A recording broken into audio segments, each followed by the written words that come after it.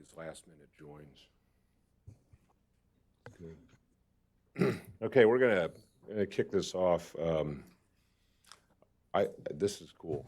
I mean, I'm very excited about this this session. At least I, in our work here, and I think across Heritage, try to be very frank, right? Have very open, blunt discussions.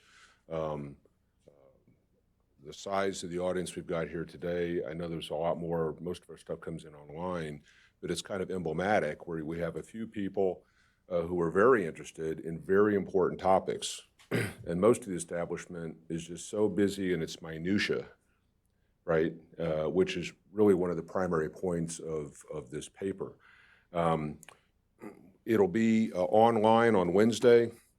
We're going to be releasing our 6th edition of 2020 Index of U.S. Military Strength Wednesday morning, and I asked Dr. Ehrhard if he would write an essay for it, and I have to tell you, it's probably the best essay I think I've ever written. I know C.S. Lewis wrote some pretty good stuff as well, but I just think it's fantastic because it's fun to read.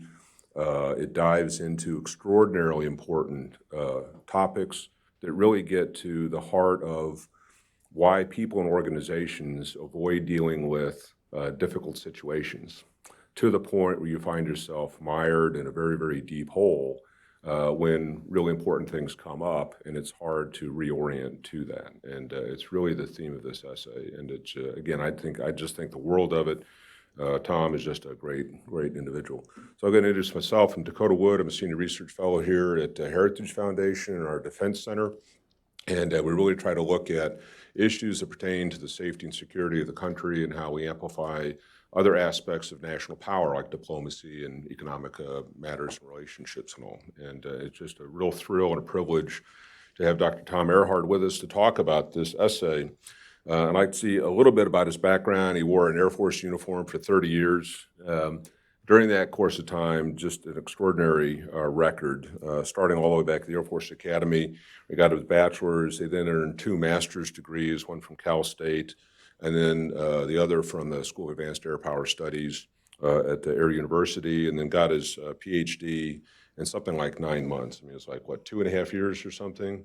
Got your doctorate. Yeah, still the record. So just, again, the intensity of study, focused discipline, and producing world-class work. But he got his PhD from the School of Advanced International Studies at Johns Hopkins. Over his career, Chief of Strategy for the Concepts and Doctrine Divisions of the Air Force's Skunk Works. Led that outfit on the strategy side. Chief of the outreach aspect of the Air Force's QDR efforts back at the 2000-2001 timeframe. Ran the strategy division at the CAOC in the Middle East, there at the very first year or two of air operations into Afghanistan with Operation Enduring Freedom. Has been a professor back at School of Advanced Air Power Studies at Air University, was military assistant to the director of net assessment, Mr. Marshall, which I think is where we probably got to know each other most back in 2002 to 2004 timeframe, actually 2004 2006. Then we worked together at the Center for Strategic and Budgetary Assessments, where he was a senior fellow, before moving on to be a special assistant to the Chief of Staff of the Air Force in 2009 timeframe, and then from there, senior strategy advisor to USD policy, and then he was a special assistant to Bob Work when he was Deputy Secretary of Defense. So no shrinking violet, has been deeply immersed in issues of strategy, how the Pentagon works, how it responds well or poorly to emergent crises and various long-term competitions. And it's really informed from an insider's point of view how the military services and how our defense establishment and more broadly executive branch, Congress, and Department of State to really deal with these things. So I'm going to hand it over to Dr. Ehrhard, 10, 15 minutes or so. I think you got some remarks, and then I'll join you up here. We'll have a bit of a chat on some of these things and include our audience. And it really should be an informal discussion where we're all kind of, what do we do about this? What are the chief problems, and how do we address them? So over to you. Thanks.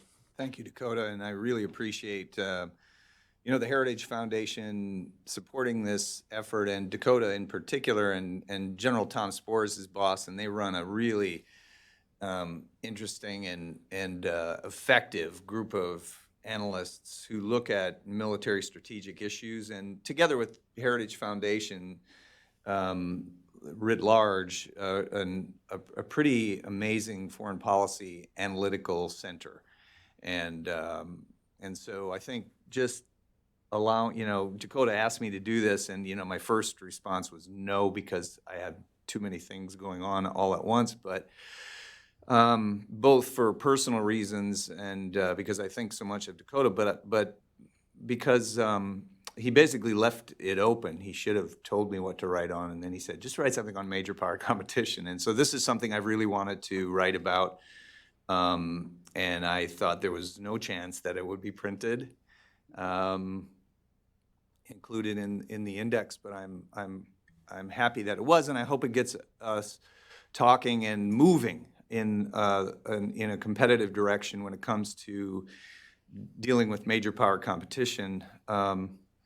The one thing Dakota might have said in my intro, not a criticism, but for your edification, I sort of grew up in the end of the Cold War, and I was a nuclear guy, so I was in the Strategic Air Command, and so I got that sort of Cold War thing right in the face. I mean, I was right involved in that part of it, and the reason I bring that up is because I got to really experience deeply and live in the environment where we were competing with the Soviet Union in that sort of last decade of the Cold War, last decade and a half or so.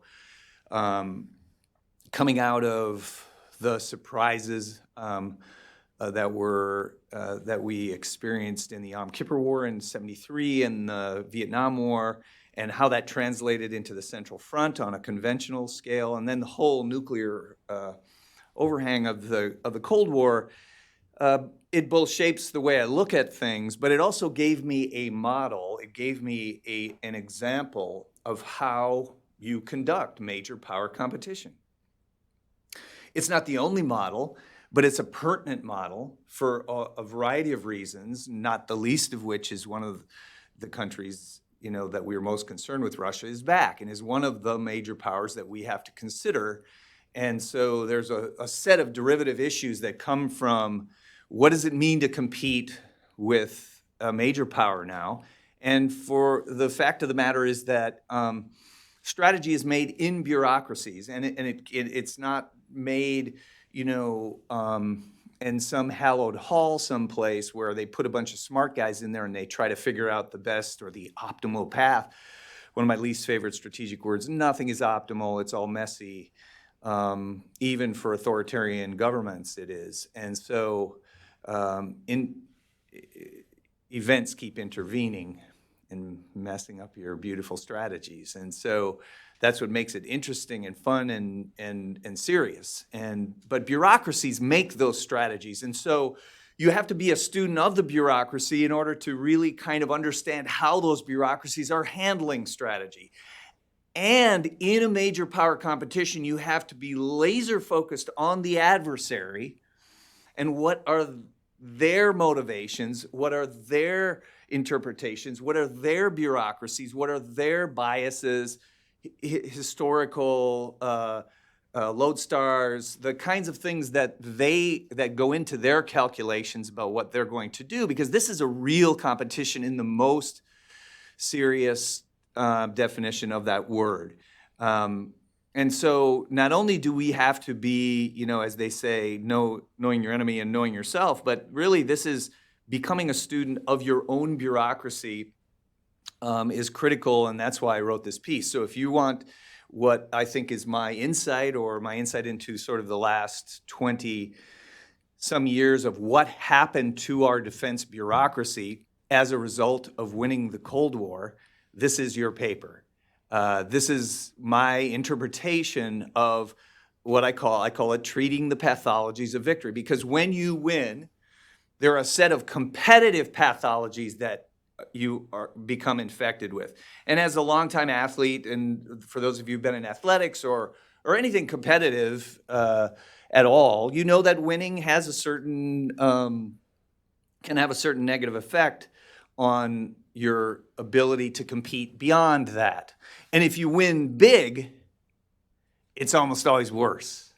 Those pathologies that infect you. And so what I wanted to do was try to be a little bit introspective, because what happens is these things happen to the bureaucracy sort of naturally. They infuse, they become a normal part, a normalized dysfunction, if you will, that now, because we have to reawaken and become competitive again in the foreign policy realm, we need to examine those pathologies, and we need to sort of systematically identify them and try to minimize their effect on how we compete with China and Russia today, if that makes sense. And I think, what I wanted to do with this particular piece, and sort of the, let's just call it the, maybe the not so smart approach, is I didn't want to do what's all too easy to do in DC, which is blame Congress or blame this or blame that. And then you do that and you can be facile about it and everybody will still nod their head and everyone will agree with you. I wanted to point the finger directly at the Pentagon aspects of our pathologies of victory. That's where I've spent most of my time, and I didn't want to let them off the hook, so to speak. I think they're adults. I think they can take it. I think they know it. A lot of senior people who reviewed this, said this is the paper they've always wanted to write or whatever, which is fine. But I'm here to take criticism of it as well and try to get us into a place where we have a better competitive stance vis-a-vis China and Russia. So the four pathologies in short form are: number one, triumphalism. You win this thing in a dramatic fashion, and everybody thinks it's either not going to happen, because you can't imagine a world in which this authoritarian government, the Soviet Union, isn't around. It's just hard to think of that world, but it's basically nobody imagined that it would go down in such a benign manner. And when you win like that, it then sort of stimulates some bad tendencies. And so what I talk about in there, and so this is in a sense sort of time phase. So these are kind of some of the pathologies that started to infect our defense establishment in the 90s. And what you see in the 90s is a couple of things. Number one, we just throw nuclear overboard. It just gets, not only is there a dramatic unilateral denuclearization that occurs that I talk about in the paper, it happens in a sort of a backroom manner, and it's not reciprocal. It is not reciprocal. It was designed to be reciprocal, that the Russians were supposed to do things, along with us, but we asked them to be reciprocal. And for any of you who know Russians, there is 0.0 chance that that's going to happen. And it didn't.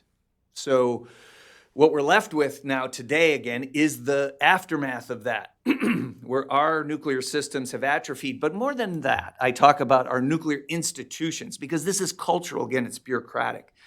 And the bureaucratic atrophy of our nuclear institutions is dramatic.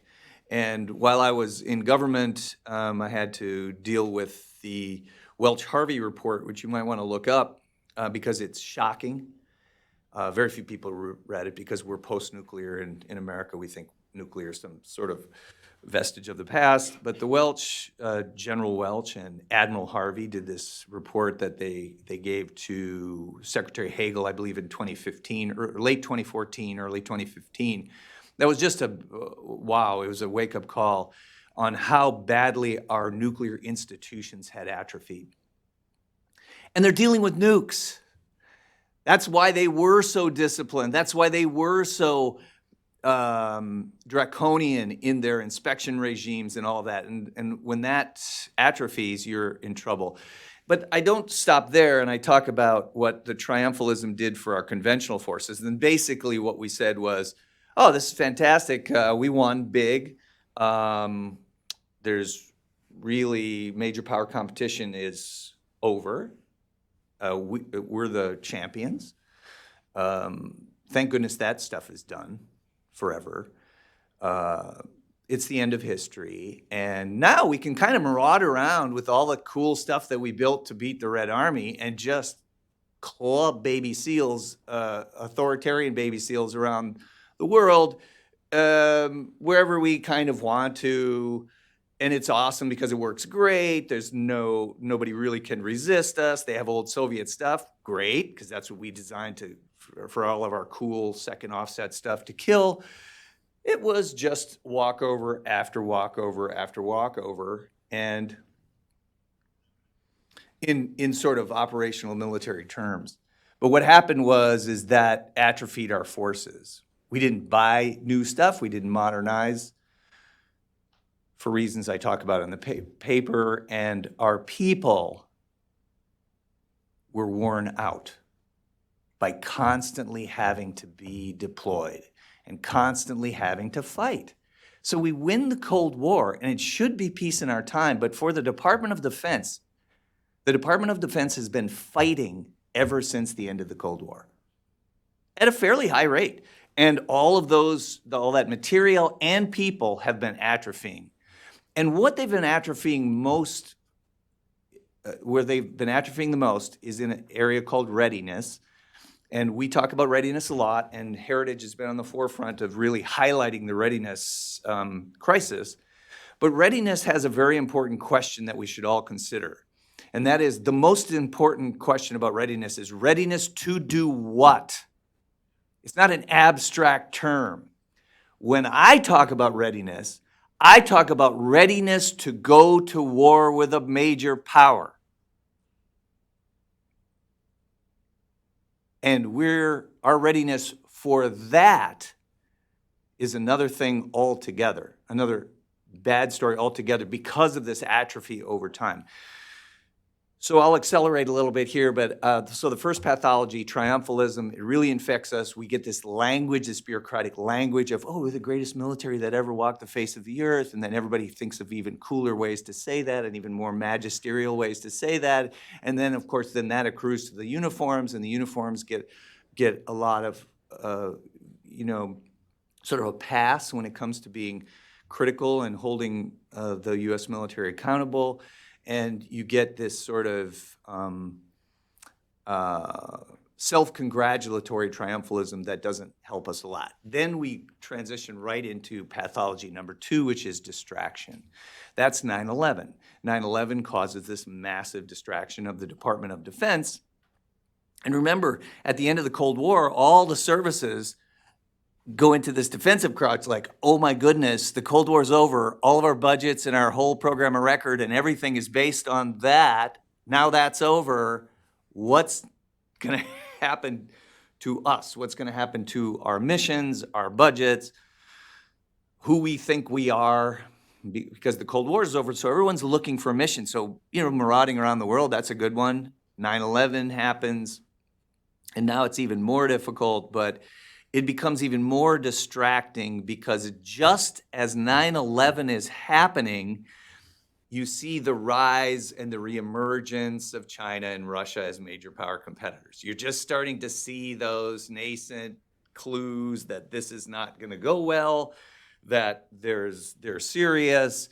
And so in order to focus on the counterinsurgency, counterterrorism mission, you have to actively denigrate our preparation for, our thinking about, our modernization for major power competition. So the bureaucracy isn't just happy to just do what, counterterrorism and coin. And I mentioned Secretary Gates in there because he was at the forefront of this. It gets to a point where I helped Admiral Greenert, the Chief of Naval Operations, and we have someone from the Department of the Navy here, so I appreciate that. Admiral Greenert and General Schwartz wrote a Air Force Navy air-sea battle article back in the 2010 timeframe, and they couldn't mention China. Couldn't mention it. Couldn't say anything about it. And so then these two very intelligent senior military officials had to go out in DC at events like these, and they had to talk about air-sea battle, and then the question inevitably came up about China, and they had to deflect it and say, well, not really, it's not really about China, and tap dance, and tap dance, because even though it was there, and they'd already developed the DF-21D counter-carrier medium-range ballistic missile. That's a big deal. You couldn't even say the words, because that's what the bureaucracy does when it gets in this kind of crouch mode where distraction has now become another pathology of victory that keeps us from keeping our eyes on major power competitors. So the third pathology that's associated with that is this lack of analytical depth and sophistication of our emerging adversaries. What happens is that I think I made the point earlier, and I want to reemphasize that understanding your adversary, and remember, Tom Ehrhard, I did not put them on the adversary enemy list. You just read their national security strategies and their national security documents, and we're pointedly identified as their enemies. So let's call Russia and China self-identified adversaries. They identify as adversaries of the United States, and they take a tremendous amount of pride, and even there's a lot of energy behind that they're there we are their enemy, and they tell us why 1,000 ways, and we don't listen. Because our analytical depth and sophistication about them, when you become a superpower and you've won, everything becomes your focus, and therefore nothing becomes your focus.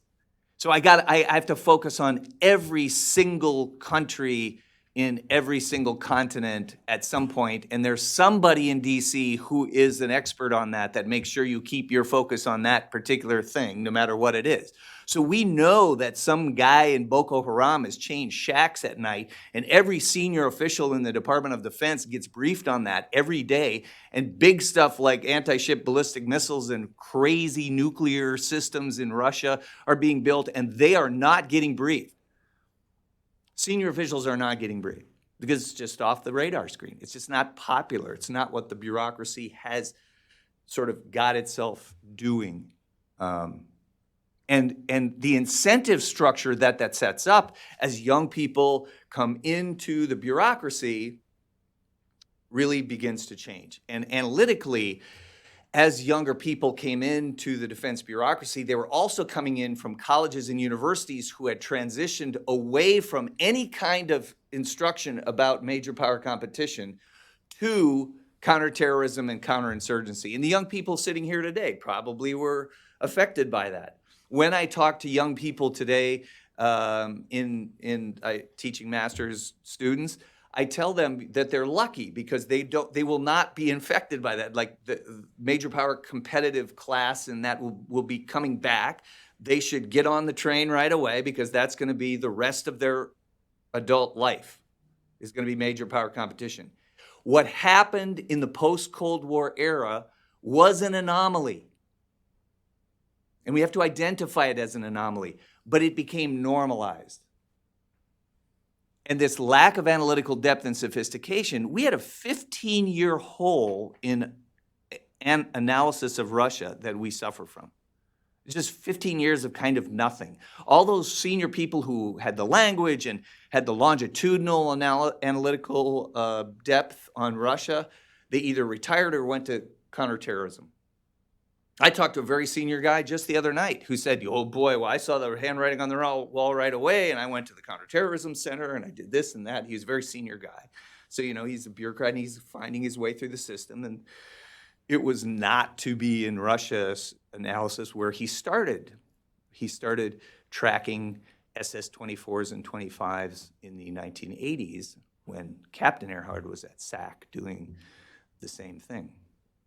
So this lack of analytical depth and sophistication is a sort of broad and deep in the think tank community, the academic community, and it's something that we need to address. Okay, so finally, what's the capper to all of this? The capper to all of this is, as Putin comes to power and as Xi consolidates power and as they become just their dramatic military modernization occurs, and after the 2008 embarrassments in Georgia, the Russian military starts to really change. Really, 2012 is when that really happens. They start to really turn a corner and become a learning organization, become very much not the Red Army I was used to studying back in the 80s. All this stuff is happening, and it's just now too obvious, even for the bureaucracy, even for the distracted bureaucracy that really doesn't care that much about Russia and China, doesn't want to study them, doesn't really want to know what's going on, and feels like we're the greatest in the world, the triumphalism. Even for that, it was becoming difficult. So that's an easy fix. It's becoming difficult. Now I just apply wishful thinking to it and everything goes away. It's fantastic. Wishful thinking is the most beautiful thing because as it gets more obvious, I just apply more wishful thinking. And the wishful thinking is positive talk. So my boss likes positive talk. He doesn't like negative. That guy who comes in and says, I read another book on Russia and Russia's back and it's bad and Putin's terrible. That guy doesn't get promoted. The person goes, come on, it's all fantastic. We're the winners. You know, Russia, their economies are going to go bad. China's economy is going to tank. Then we don't have to worry about them. Let me ask you, strategists, should we worry about the economy tanking of a country that has nuclear weapons? I think so. As a strategist, I think that makes it more of a worry, not less. So wishful thinking, I talk about in the paper, and I think you'll find it well entertaining at the very least, but useful because you can identify wishful thinking rhetoric. I have this little sort of, dial in my head that goes off, and the wishful thinking dial starts pinging. When people start saying things like, but Tom, we would never go to war with China. That's a big, I have these top 5 dumb sayings in the Pentagon, and it shifts around a lot, but we would never go to war with, or they would never go to war with us. They're trying to make all this stuff happen peacefully. So's everybody. But then yet you go to war. How does war happen? As a matter of fact, the Chinese and the Russian strategists, they write very clearly about it, and we can't. We have to write in code. We have to, as I said, I talk about an interesting concept you might want to ask questions about, and that is the diplomatization of the military. So we've talked about the militarization of foreign policy. That's been a big issue over the last 20 years. Because there's all these uniforms showing up everywhere and the combatant commanders are marauding all over the place doing foreign policy. So, but what happened actually is those senior officers became diplomats in their mind. So they became much more circumspect about things and much more, we need to get along with people more. And not the kind of rhetoric you'd normally expect from military people, and that's not the way their thinking was either. So they always want to do mill-to-mill because military-to-military interactions, because when we talk to those admirals and generals, they understand us and we understand them, and we all know we can all get along. It's just that it's not that way in Russia and China. It's just not that way. That's not the way they see it.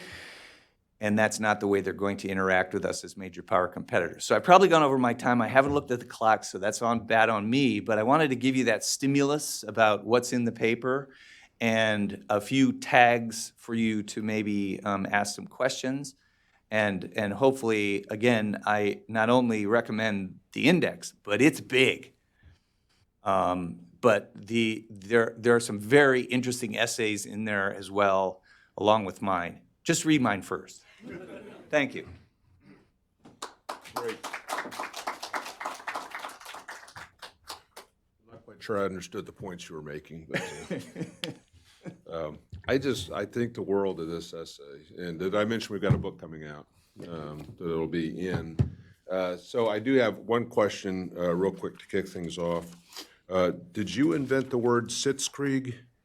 Or was that something No, you that's picked up? that's around the Sitzkrieg. Sitzkrieg. Like Yeah, I love that one. So it's that sort of, the Mattis national defense strategy seems only to have toughened the Pentagon's bureaucratic Sitzkrieg. Yes. I don't know if you want to elaborate on that. Well, it's what happens in, it's sort of the physics, a bureaucratic principle of physics, that every action has an equal and opposite reaction. Well, when the National Defense Strategy comes out, a magical document, by the way, it's fantastic. And the tough part about it is most of us, I haven't read the whole thing because a lot of it's classified.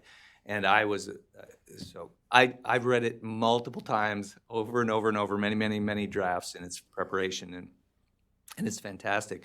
But when something comes out like that, that's very clear, it tells you what to do and what not to do, the bureaucracy just goes into resistance mode. And Sitzkrieg, is just basically like sort of put the clause in.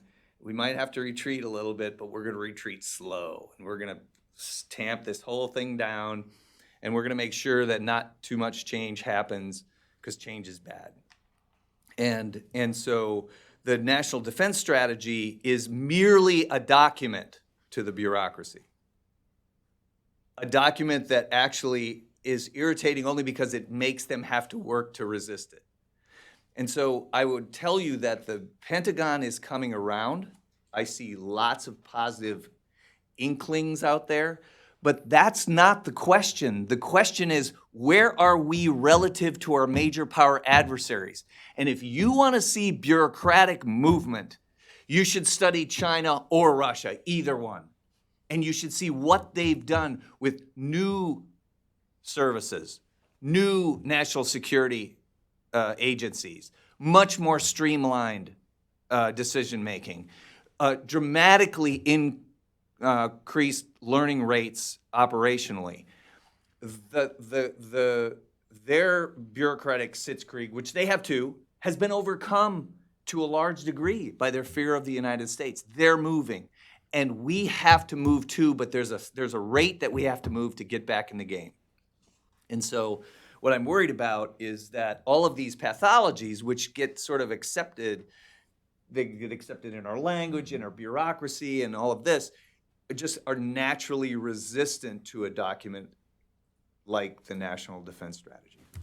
So I've underlined so many things in this paper. We'd spend another 3 hours just kind of, might as well just read the paper. But there's kind of the boiling the frog analogy, right? Where if you just shocked it with hot, it jumps away. But if you gradually increase, I mean, it's a great analogy. It's often used. My wife, Dixie, will talk about some of the concerns she has just in kind of our cultural context or society.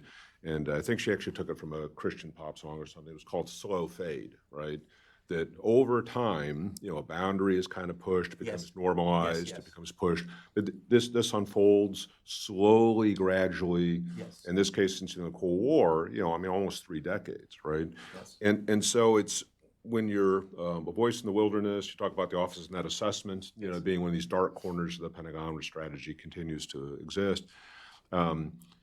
When something like that pops up, you're criticized for looking for dragons to slay, looking for relevance as a military establishment, right? That you're actually trying to just feed money to the defense industrial base. And, that's the one that hurts the most for me. Like, I have no association, and you just go, we want all we want to do is feed money to contractors, but government contractors were getting billions and billions and billions to do CT and coin. Right. It's not like that's somehow where the money is. The money is wherever the Pentagon puts it, and the bureaucracy. Yeah, and so it's kind of this ignoring realities, right? Yes. I mean, nobody wants to confront the reality of what might be occurring. So like within our index and some other things, we'll talk about just the pattern of human history, even to the United States. You go Spanish-American War, late 19th century, World War I, World War II, Korea, Vietnam, Desert Storm, Iraqi freedom. I mean, it's, so every 10, 15 years, we find ourselves in some kind of a major conflict. So then to get to this point where we will never go to major war again, I just can't envision it happening. That we know major power. I mean, you've talked about all this stuff, but it infects the thinking of people so that, as you pointed out, I mean, a current issue, in the news is Islamic State. So somehow or other, Islamic State poses the same sort of threat to the existence of the United States and our strategic interests as the Soviet Union did, with a nuclear bench of tens of thousands of warheads. But it's that kind of... It's not even close. Not even close, but that's what's in the mind's eye. And we've got, young officers, we've got old officers, we've got State Department officials, we've got folks over in Congress that all just kind of buy into that because they've had the luxury of not being concerned about a true existential threat. And so everything else you kind of, as you had mentioned. Yeah, I think I have many, many favorite quips here, but it was the last administration's NSC banned saying that Russia was an existential threat. You couldn't say that it was an existential threat. And so then the military was going to convene all the four stars to talk about, was Russia really an existential threat? And I just told them, just open the dictionary under existential, and it's number one, Russia. So there you have that. I mean, and again, why? Because, look it up in the dictionary, and it's Russia, their intercontinental nuclear systems pose the most dramatic existential threat to us, short of asteroids or something. Asteroid defense is another, thing we should, I bring that up as tongue-in-cheek, but, the point is that you not only do you have to take that seriously, what existential means, but you have to look at what Russia thinks of that. And Russia thinks their nuclear capabilities and ours are the absolute foundation of the entire relationship. And so it's not that, the way I like to say it in town, because it's not fashionable to talk about nuclear things anywhere because we're post-nuclear, I like to say, regardless of what you and I think about nuclear, we have to consider what our adversaries think of that. And they think it's absolutely foundational. So we should be thinking about it at the very least from a competitive mindset. So JV Venables, one of our senior research fellows here, and does a lot on air power, and we've tabulated. I mean, you've written about prior to '92, we bought like 500 airplanes a year, just because you fly stuff, it wears out, right, and you got to replace it. To Tom's point, these sustained operations the last 18 years, whether an F-16's actually dropping a bomb on an Al-Qaeda or Taliban or whatever target or not, you're still flying hours off the plane, right? And so you go into a procurement holiday between 92 and 2000. When we come back out of that, we're buying less than 100 a year. Active duty Army was 770,000 soldiers in '89. Today it's less than 480,000. And by the way, the Army's procurement and acquisition is a story not many people talk much about, and it's really just hard. Basically, the procurement holiday commenced at the end of the Cold War, and we just stayed on it. And with the exception of buying very unique type vehicles for counterinsurgency, which was opportunity cost as well. Most of that, by the way, was just left in Afghanistan. It's too expensive to bring it home. So you have a real crisis in the very kinds of military hardware which affect and deter our adversaries the most. That's not a good thing. And they're, by contrast, so hyper-focused on us that they're building exactly the kinds of things they need to win against us. Yeah, I mean, we've gone from a platform versus platform correlation of forces to a platform versus munition, right? So we have to have platforms to deploy 8,000 miles away. Yes. The competitors, the opponents, can buy munitions, right, that are immediately relevant to their thing. So it takes me $1 billion to build a ship.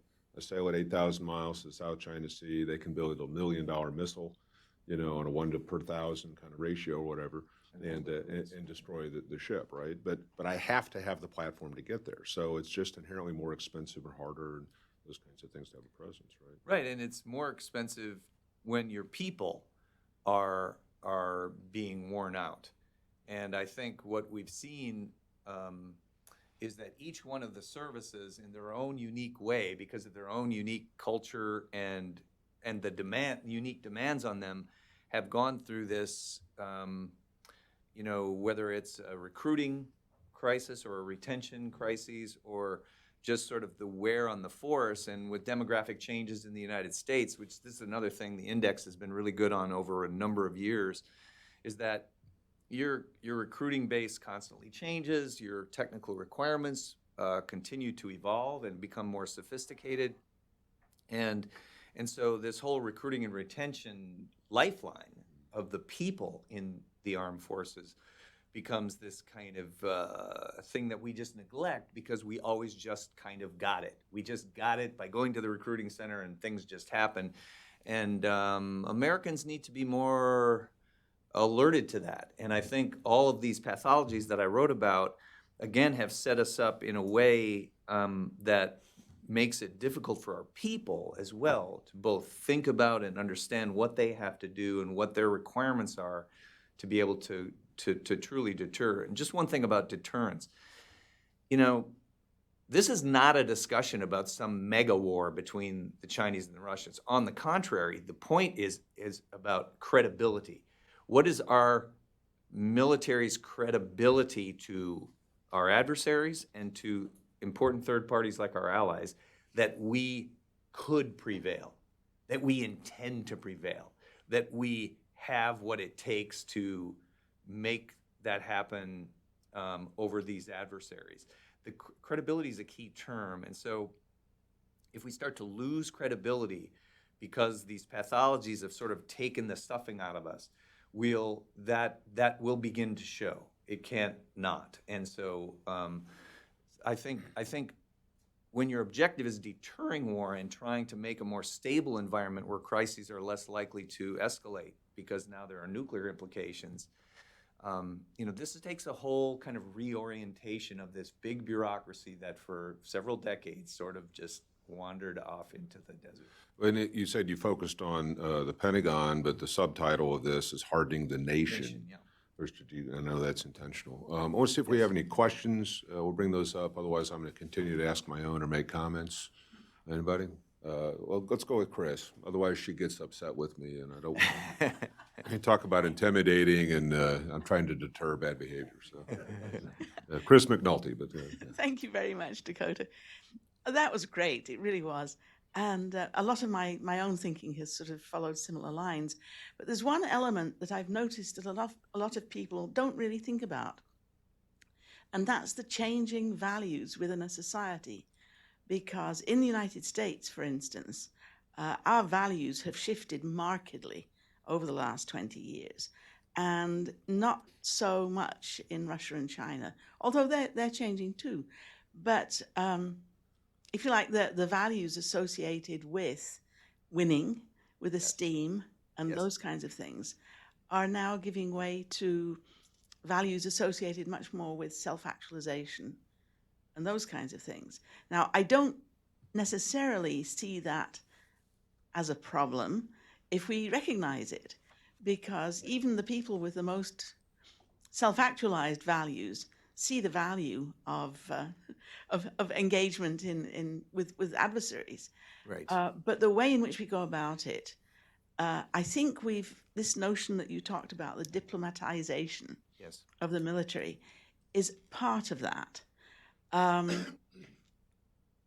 I don't see that as being too big a problem if we recognize it and do something to counter it. But as far as I know, there is virtually no one that's looking at the changing values in society.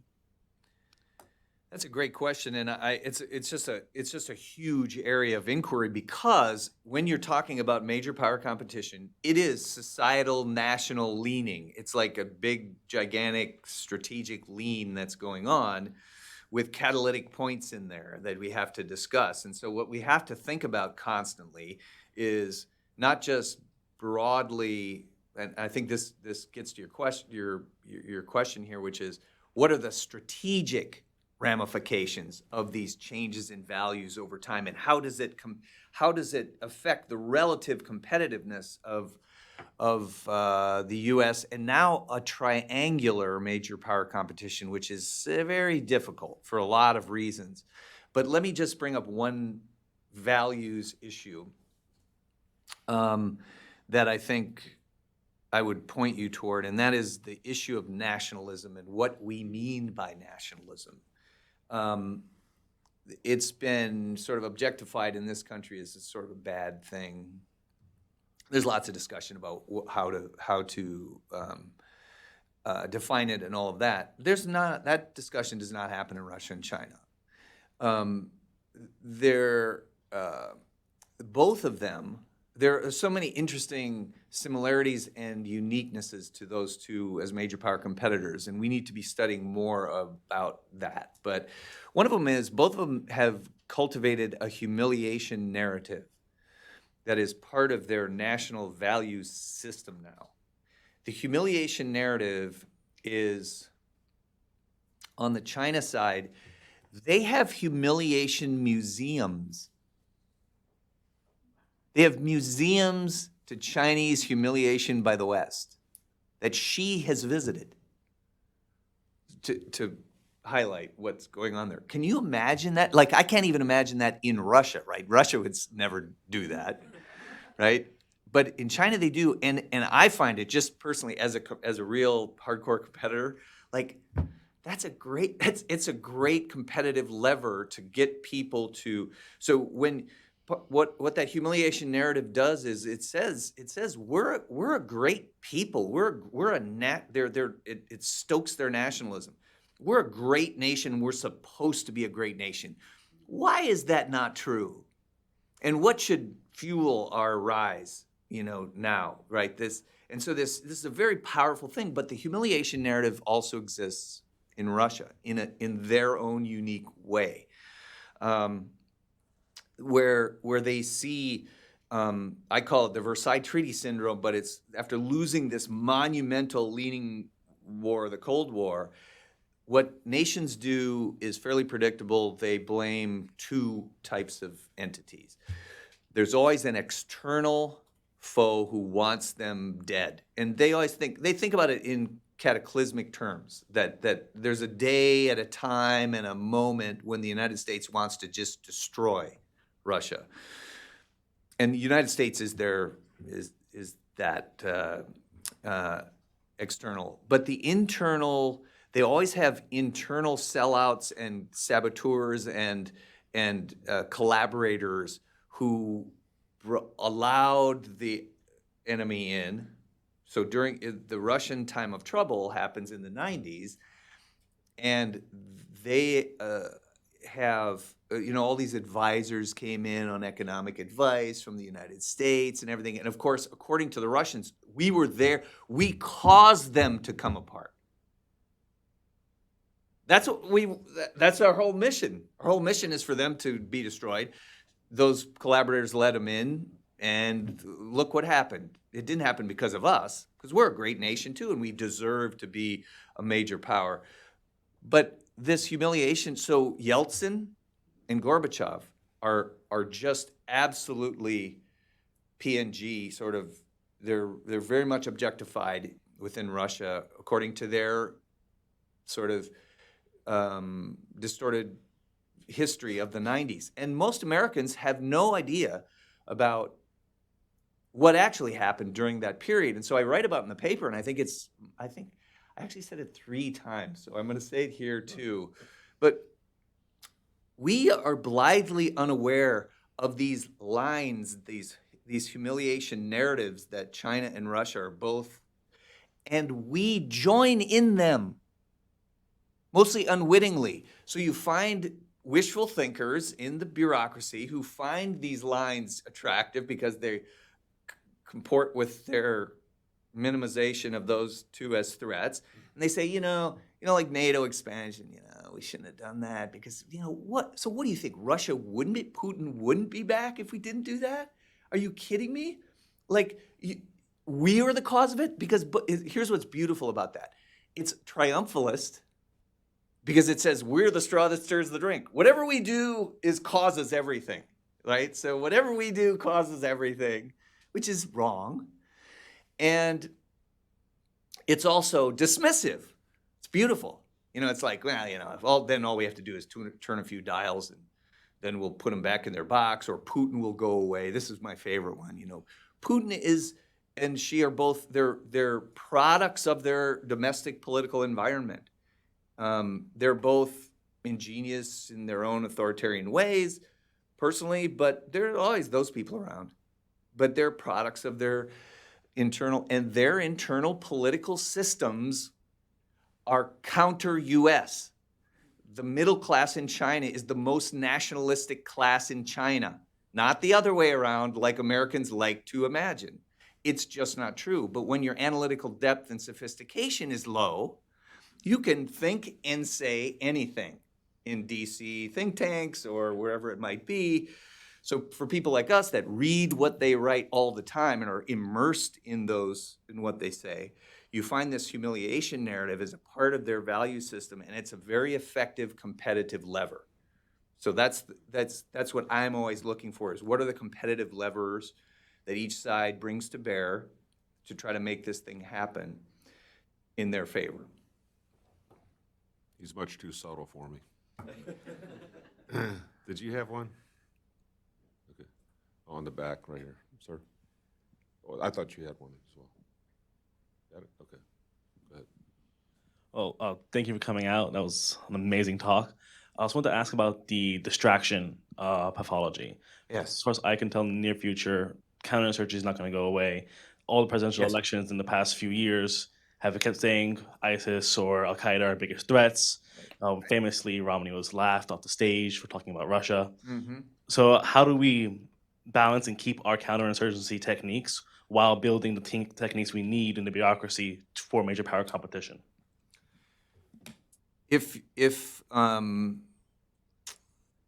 So while while we were developing sort of our nascent return to counterinsurgency thinking, many of those people, the counterinsurgency mafia, were saying the same thing I'm saying. I just want to be clear about this. They were writing stories of the pathologies of, and the pathologies for them of major power competition, which makes you ignore counterinsurgency. And now, look, we need to look at counterinsurgency again. But we as strategists have to look at what those two mean for America. They're not just counterinsurgency and major power competition and other stuff. They're not ranked the same.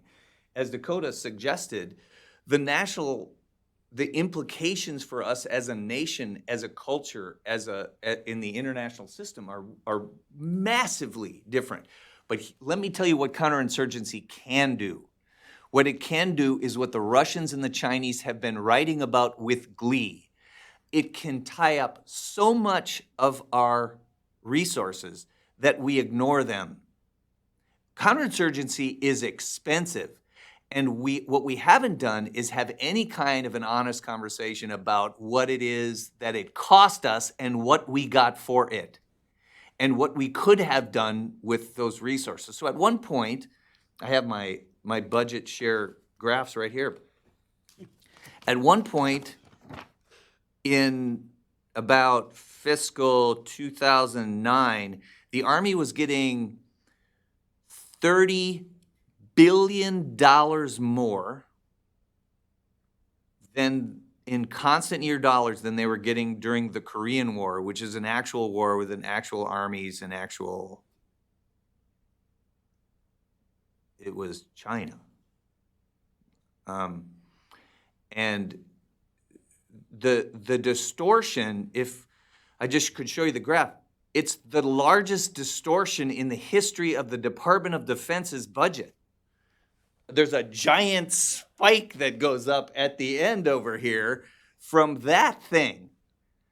So the point about it isn't just whether we can walk and chew gum at the same time. We're huge. The Department of Defense is a mini U.S. government. It's gigantic. We can't keep people around who can think through counterinsurgency doctrine, and we should be able to do that. We should be able to.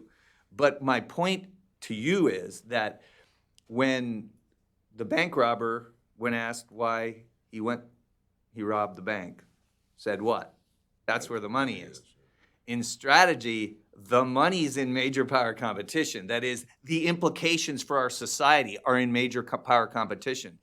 And we, as strategists, have to keep that foremost in our mind and understand, again, the anomalous nature of that period. I'm not saying throw counterinsurgency thinking overboard like nuclear was sort of done, but I'm aware of the fact that as trends change in the bureaucracy, just the thing I'm talking about here, sort of the fashion, it's like fashion, it changes in the bureaucracy, old stuff gets thrown overboard.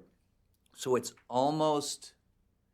predictable that we'll go through another dry period when it comes to dealing with counterinsurgency. Now, counterterrorism, that ain't happening, and I'll tell you why.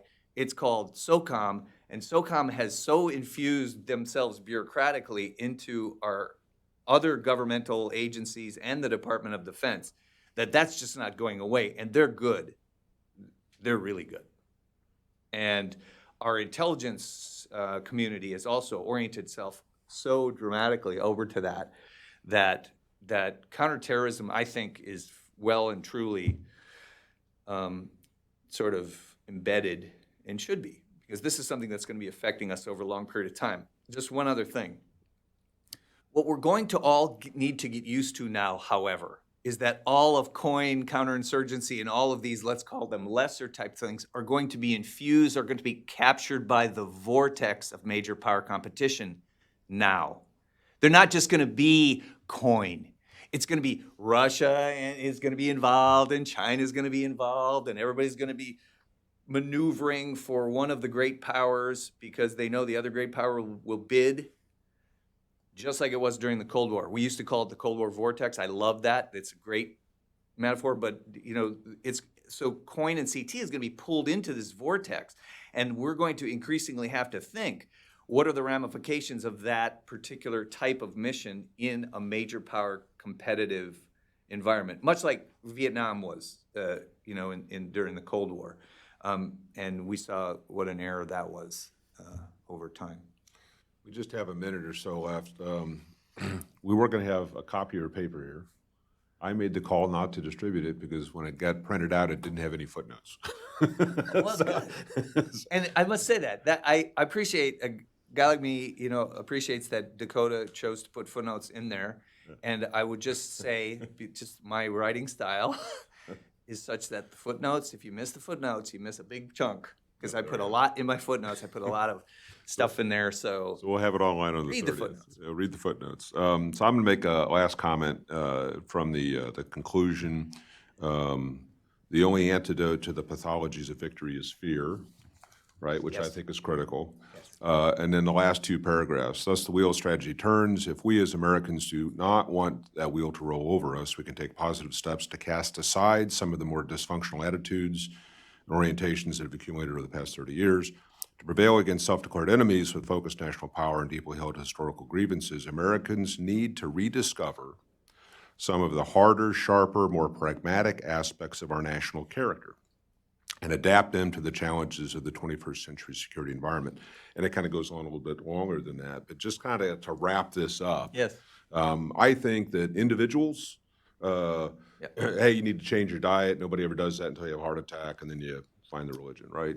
Organizations, whether it's a business or a government, usually do not self-correct until there's some catastrophic event that forces them to do something that they're not naturally inclined to do. So this kind of combination of fear, national character, being realistic, you just kind of close a comment on that. Yeah, I think it's a hopeful comment. The point is that we need to rediscover those elements that are there in our national character. We're Americans, and it's hard to take an external view of us, but the one big thing that the Chinese and the Russians sort of experience in this relationship that's asymmetrical is they fear us. They fear us in a deep existential way, true meaning of that term, because we are scary. And Americans are very, very good at competition, and we really know how to put the hammer down if we are so dedicated. But all I'm saying is we've gone through these triumphalism, distraction, lack of analytical depth, this wishful thinking phase, and we need to we don't need to create a new anything. We have it in us. We have it in us. There's only two things the strategy is about the future, and the future is unknowable. But there's two things I could bet on. Number one, that Putin and Xi will continue to screw up and give us reasons to be serious. And number two, that when serious enough, when fearful enough, Americans will respond, and will respond in ways that they can't possibly anticipate that will be very, very effective. And so I'm just trying to catalyze that movement. I'm trying to get that going, and I'm trying to see how different institutions are leaders and laggers when it comes to waking up and getting with the program. The Navy's here. Navy is a power projection service. They're crucially important now. Not so important, not as important in the CT coin phase. They're absolutely crucial and centric now to how we respond to a global adversary. So that's the kind of thing that I hope to, in a small way, catalyze, and I appreciate your interest and Heritage's, foresight in taking this project on. Dakota, he put this whole thing together. That's just, I don't want that job. That's unbelievable, because I know how hard it was just to manage me in this essay, and so I really kudos to General Spohr and Dakota and Heritage for putting this unbelievable analytical treasure together for you. And again, I really implore you to read it, read the essay, and get back to us and have a conversation about it. I really look forward to that part of it. That's great. I mean, with this issue, we've got 22 authors involved. There's a little over 2,000 footnotes. If you're a footnote aficionado, every major defense program we assess, so we're really proud of the work we put together. Now, you're with the long-term strategy group now. Yes. So helping to rise up the new generation of strategists, and you're also teaching over at Georgetown, right? Well, yeah, and Dr. Jackie Deal is one of the best people in town on China. She's been studying them for a long time, and she's our boss, and just fantastic. And we run the American Academy for Strategic Education as well, which teaches it's a 3-day seminar on how to think about competitive strategies and how to think about smart defense analysis that's required for major power competition. And so we're a small think tank that could, and we do a lot of work on studying our major power adversaries and what they say. So we try to stay up on top of that all the time, and find out that often in this environment it's a lonely place. We wish there was more competition for what we do. Yeah, well, help join me in thanking Dr. Ehrhard. I'll stay around for a few minutes to answer questions. Thanks. Thanks for attending. Questions? I got Appreciate that. time.